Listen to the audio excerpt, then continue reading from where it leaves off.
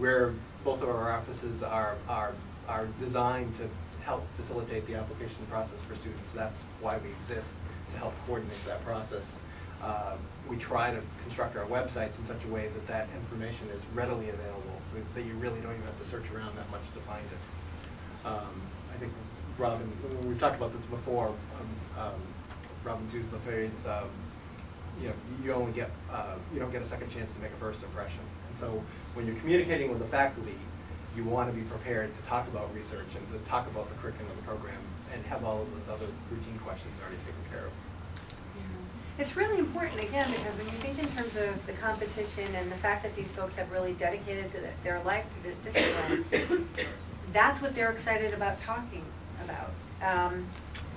And so they're going to want to know, in addition to the fact that you're excited about it, they're also going to want to know that they are not going to have to hold your hand through the program. They're going to want to know that you have the ability to negotiate a complex system and find those answers. And so, while that's a great goal, it's not always that easy to do. And so it really is, as Scott has said, it's really important to just understand that the role of the grad admissions office is to help you. There's people there who really, really want to help you get this right. So make use of that. The other piece is about the faculty in terms of the programs that you want to ask about. It's a good idea to make contact with the faculty, but only after you've done that homework. So when you get to that point, as Scott mentioned, you'll want to call them or email, probably even is the better preferred method for an initial introduction to the faculty. But at that point, you're going to want to know something about what it is that they do. You'll want to pick that faculty person because you've done a little research into what they do. So you want to read things that they've written. You want to look at a little bit of what they're involved in. And a lot of websites will have that information for you. But it's important for you to have done that homework. But then again, you're making your first impression there. And they're going to remember those conversations, for good or bad. They're going to remember those conversations when your application comes across their table. And remember, I said applying to grad school is kind of like a job interview. So they're going to want to see applicants that have done their homework, that are prepared, that know something about the program, that know something about the research of the faculty in that particular program.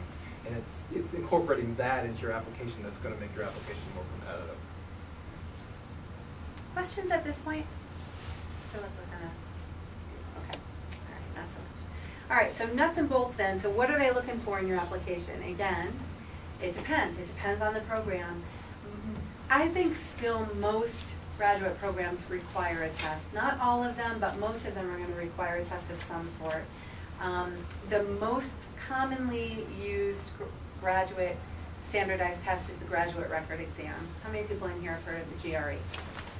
How many people live in fear of the GRE? Okay, I thought there would be a few. Okay. The GRE is a test that's similar in its construction to the SAT, where you have a verbal and analytical and a written piece of the, quantitative and analytical writing piece to the test.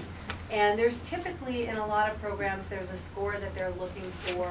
You'll want, that'll be part of what you're asking in your program discovery, is to look to see if there's any sort of target score that they're looking for. Or for some programs, there'll be an actual minimum, that if you don't score at least at that level, there's no point in going forward with the application. Many programs that's not the case for. Some will just have a score that they'd like to see, and if you don't meet that score, you can still submit a letter asking for special consideration and sort of couching that in some context for them. Different disciplines are going to have different levels of importance that they put on this test. So the GRE is probably the most commonly known one. There's also the Miller's Analogy Test, which is often used in the humanities and in education. Nursing, sometimes you'll see that. The Miller Analogies Test is a test that has 100 analogy questions on it. It's a very strange test. I took it to get into graduate school, survived it, but it's strange. A lot of times if you have an option, some some programs will give you the option to take the GRE or the Millers. And people will say, well, which one should I take? Which one is better? The one that's better is the one that you score better with. So what you want to do is take a look at them both and figure out which one works more the way your brain works. The GRE, in a very overly generalized sense, what my anecdotal observation is that the GRE tends to work better for people who are very math science focused, and the Millers tends to work better for people who are very verbal. I have no science behind that whatsoever, but it's what I've seen. And so in terms of if you have a choice what to do, go with the one that you're going to score higher in. And it just makes sense to go with that. Business schools will typically be looking for the GMAT, which is the Graduate Management Aptitude Test. I always get that wrong. I always have to look at him for a little moral support along the way. There'll be other, if you're looking at law school, there'll be the LSAT. If you're looking at med schools, there's going to be the MCAT. I mean, there's all kinds of different tests out there. For some programs, our education program uses the Praxis exams, which are required for certification, but we also use them for standardized tests for entrance to grad school. That's one of the things that you need to find out by program as you're looking at that. And one point when we're talking about testing that almost always comes up when we do this presentation is if you're not considering going to grad school right away, should you delay taking the test or should you take it now while you're in school?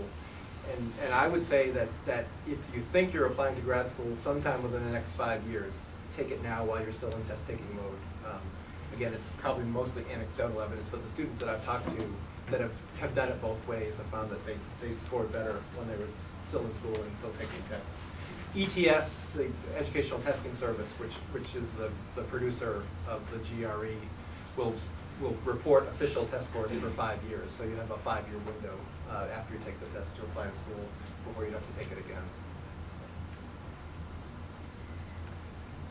Okay, so let's see. Letters of recommendation would be the next piece. And typically what we look at there is that a lot of times there's a desire by students to go to whoever has the flashiest title to give them the letter of recommendation. I'd caution you against doing that. What you really want is someone who knows you. So you want to talk to those faculty that you've had a good relationship with, someone who can speak to what it is about you that makes you special for the program that you're looking to go into.